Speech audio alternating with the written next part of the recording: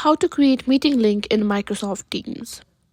Need to schedule or start a quick meeting in Microsoft Teams? In this video, I'll show you how to create a meeting link in just a few simple steps. So let's get started. Launch the Teams app on your phone and tap on the calendar icon at the bottom of the screen. Then tap on the plus in the upper right hand corner of the screen. This will create a new meeting. Add a title, participants, and a channel if you use one, and set the time and date. Tap done in the upper right hand corner of the screen. This will have successfully created the meeting. Then all you need to do is go to the calendar again and tap on the meeting you schedule. Then follow the steps to create a link for the meeting.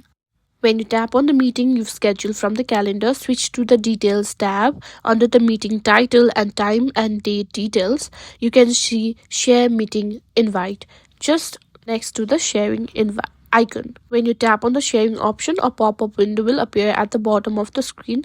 Just select the app you want to use to send the link. It can be email, WhatsApp, text message, or Google Drive, or you can even send it directly to someone on Teams.